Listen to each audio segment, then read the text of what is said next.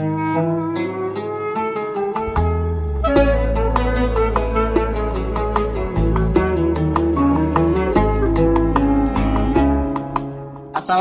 warahmatullahi wabarakatuh.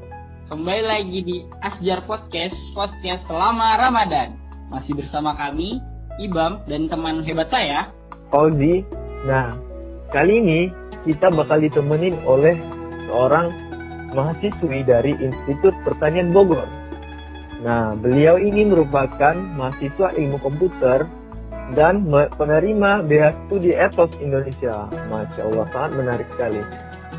Tema yang akan dibawakan oleh beliau adalah tips menjadi manusia. Penasaran seperti apa? Kepada Kak Qoriatul Khairunisa, kami persilahkan. Bismillahirrahmanirrahim. Assalamualaikum warahmatullahi wabarakatuh.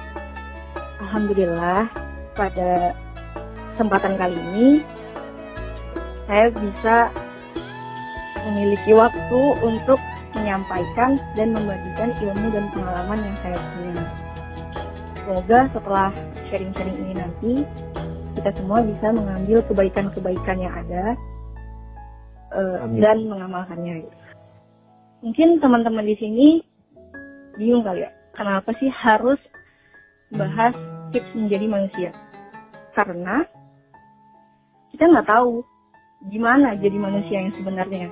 Di dalam Al-Quran sendiri disampaikan dalam Quran Surah Ar-Rum ayat 54 yang artinya Allah lah yang menciptakan kamu dari keadaan lemah, kemudian Dia menjadikan kamu setelah keadaan lemah itu menjadi kuat. Kemudian Dia menjadikan kamu setelah kuat itu lemah kembali dan berubah. Dia menciptakan apa yang Dia kehendaki dan Dia Maha Mengetahui, Maha Kuasa. Mungkin dari saya ada 4 tips menjadi manusia. Ini versi seorang Korea. Karena mungkin kalau kita lihat dari berbagai sudut pandang pasti jauh lebih banyak. Tapi setiap orang pasti punya masing-masing. Oke, yang pertama itu adalah bermanfaat bagi orang lain. Nah, Rasulullah tuh udah ngasih clue-nya ke kita dari sebuah hadis. Sebaik manusia adalah yang bermanfaat bagi orang lain. Kalau misal kita bisa melakukan kebaikan, kita tuh otomatis udah bisa memunculkan potensi kebaikan yang lain, kayak gitu. Misalkan, ya contoh kecil, kalau di kelas tuh kita bisa ngajakin teman kita sholat, teruslah melakukan kebaikan, karena kita nggak tahu kebaikan mana yang bisa menyebabkan kita masuk surga. Jadi, pokoknya di masa muda kita yang mungkin lumayan panjang gitu. Kalau menurut definisi di Indonesia sih, dari umur 17 tahun sampai 40 tahun. Panjang kan, lumayan. Jadi kalau misal kita bisa menanamkan potensi kebaikan dan bisa kita tuai nantinya, itu akan lebih baik kayak gitu. Zaman sekarang tuh banyak gitu orang-orang yang ngerasa kalau mahasiswa tuh harus punya banyak menang-menang lomba kayak gitu untuk bisa menjadi berprestasi. Tapi tadi karena Rasulullah udah ngasih clue tuh, baik-baik manusia adalah bermanfaat bagi orang lain. Maka yang berprestasi menurut Rasulullah itu adalah bukan yang udah banyak melakukan hal-hal untuk dirinya sendiri, tapi adalah orang-orang yang mampu memberikan banyak manfaat untuk orang di sekitarnya. Yang kedua, yaitu tips menjadi manusia adalah mendengarkan orang lain. Tadi udah bermanfaat bagi orang lain, terus sekarang mendengarkan orang lain. Kita dikasih 2 telinga, 1 mulut. Itu bukan gak ada tujuannya gitu. Tentu karena kita harus lebih banyak mendengar daripada berbicara kayak gitu. Misalkan kalau dalam tugas kelompok tuh, kita harusnya bisa berusaha gitu memberikan kesan agar orang lain nggak suzon sama kita pun nggak ngasih prasangka buruk sama orang itu. Padahal kecil ya, sekelas tugas kelompok gitu.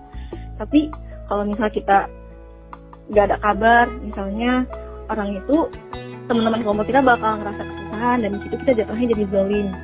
Dan kita pun ketika ngelihat teman kita hilang, itu kita harus benar-benar tanyain, kita udah usaha dulu baru kita bisa ya udahlah gitu.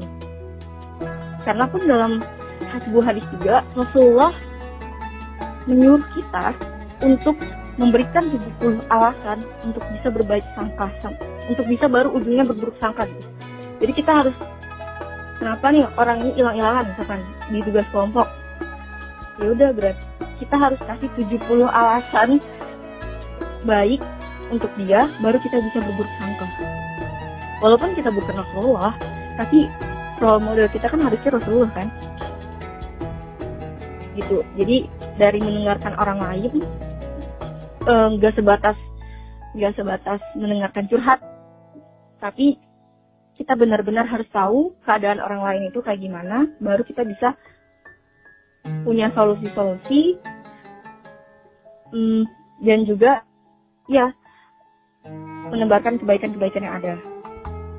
Terus yang ketiga, mensyukuri apa yang ada di dalam hidup kita. Kenapa kita harus selalu bersyukur? Karena dalam Quran Surah Az-Zariyat ayat 56 itu dikatakan bahwa Allah menciptakan manusia dan jin itu hanya untuk beribadah. Jadi beribadah itu adalah bentuk rasa syukur kita karena kita selalu diberikan kenikmatan yang gak ada batasnya gitu. Caranya bersyukur itu gimana sih? Caranya bersyukur itu yang pertama kali kita lakukan adalah kita harus kenal sama yang menciptakan diri kita sendiri. Diri kita ini sebagai manusia, kita harus tahu dan kenal siapa yang menciptakan kita. Tidak lain bukan, yaitu Allah Subhanahu wa Ta'ala. Dalam sebuah pepatah mengatakan bahwa barang siapa mengenal dirinya, maka ia mengenal Tuhannya. Jadi cara kita mengenal Tuhan kita ya kita kenali dulu diri kita sendiri. Sembari kita membangun akidah dan memperkokoh akidah kita sebagai seorang muslim, ya kita juga wajib kenal sama diri kita sendiri gitu. Kadang tuh masuk, ini kan kita di umur 20 tahun itu masuk ke quarter life crisis. Kalau teman-teman tahu, quarter life crisis itu adalah keadaan seorang di umur 20-30 tahun itu nggak tahu arah, nggak tahu tujuan hidupnya mau kemana, banyak merasa rendah dibandingkan orang lain. Nah, padahal kalau kita udah kenal sama diri kita sendiri, kita tuh bisa tahu dan paham gitu, fokus sama kelebihan-kelebihan yang kita punya, walaupun nggak mengabaikan kekurangan kita. Ya, maksudnya kita nggak merutuki, gimana sih ini kok nggak bisa public speaking, padahal kan orang-orang tuh udah bisa public speaking. Ya setiap orang kan punya kelebihan dan kekurangan masing-masing. Coba aja untuk melihat kelebihan dalam diri, mengenali diri kita sendiri. Jadi kalau kita udah kenal sama diri kita sendiri, udah tahu kelebihan dan kekurangannya, kita akan fokus sama kelebihan-kelebihan, terus jadinya hidup kita tuh nggak habis gitu, stres mikirin gimana sih kok aku nggak bisa kayak orang lain. Ya Allah menciptakan seorang itu, setiap orang itu diciptakan Allah itu secara adil gitu, dengan sebaik-baiknya bentuk, semua rata, nggak ada yang, maksudnya nggak ada yang nilainya itu lebih daripada yang lain, kecuali dilihat dari ketakwaannya gitu. Nah, di dalam Al-Quran pun dikatakan sama Allah, kalau kamu bersyukur, aku akan tambah nikmatku. Tapi kalau kamu kufur, maka nikmatnya bakal dikurangi. Jadi dari situ kita tahu kalau kita sadar potensi kelebihan kita, pasti kita lebih banyak bersyukur daripada insecure gitu. Nah, yang terakhir, yang keempat, itu meminta dan berdoa sesuai dengan Quran Surah Al-Fatihah ayat 6. Yang sehari kita berapa kali baca sih? Banyak kan. Ihdinas siratal mustaqim, tunjukilah kami jalan yang lurus. Ya karena memang jalan yang lurus itu cuma punya Allah gitu. Entah seberapa jauh kita jauh dari Allah, seberapa jauh kita jatuh dari keadaan yang mungkin tadinya kita senang-senang tuh hidupnya, tapi ada masanya kan roda kehidupan itu di bawah, muter ke bawah. Nah itu tetap aja harus kita minta dan berdoa sama Allah gitu. Oh iya, meminta dan berdoa sama Allah itu salah satu bentuk penghambaan kita kepada Allah. Jadi kalau kita udah melakukan ikhtiar-ikhtiar tapi kita nggak berdoa dan nggak meminta sama Allah, ya udah berarti kita tuh sombong gitu. Orang dicipta. Padahal Allah tuh bilang gitu. Allah mengingat manusia dalam dirinya ketika manusia mengingatnya dalam dirinya. Allah mengingat manusia dalam keramaian ketika manusia mengingat dalam keramaian. Kalau manusia itu mendekat sejengkal, maka Allah berlari sehasta. Kalau manusia mendekat sehasta, Allah berlari sedepan. Dan kalau manusia itu berjalan mendekati Allah, maka Allah itu berlari menuju manusia.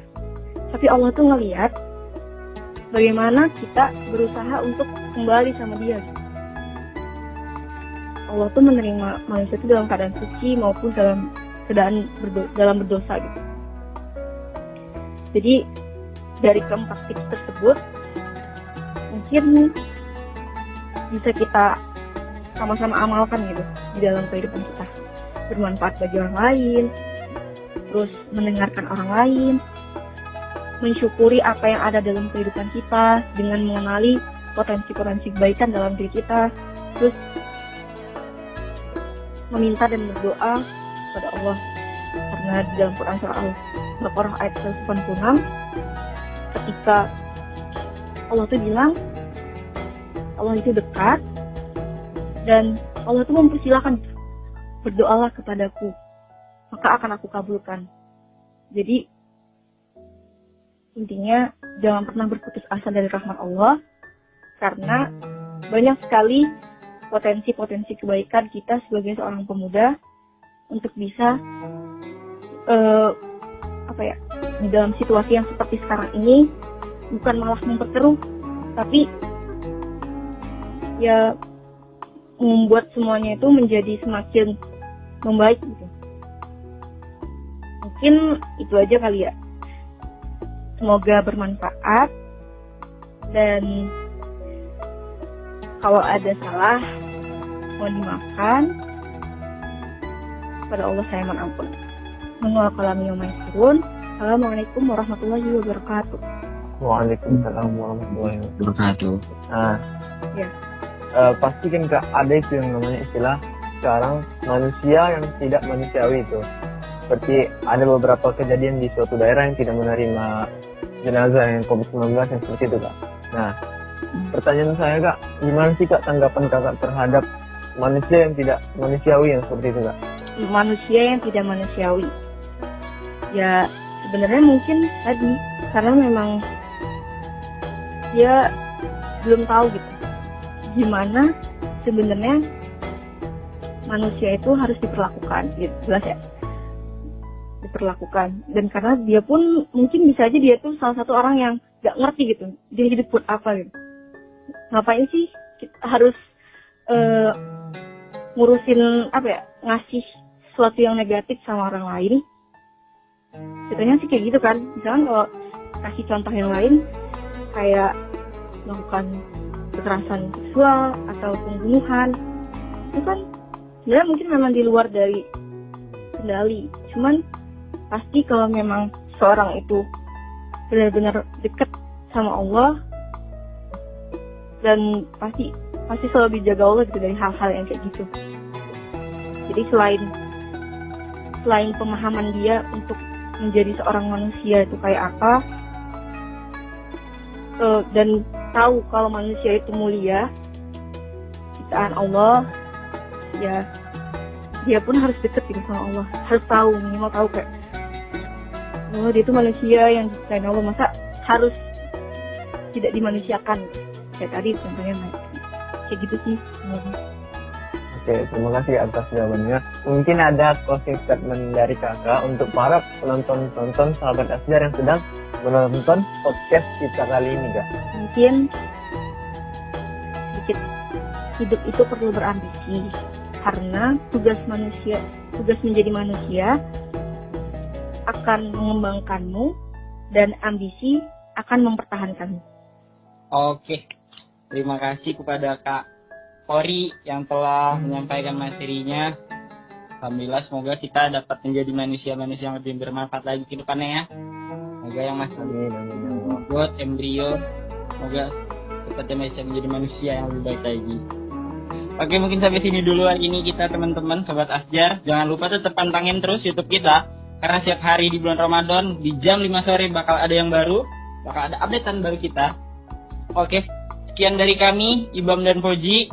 Bila ada salah-salah kata, kami mohon maaf.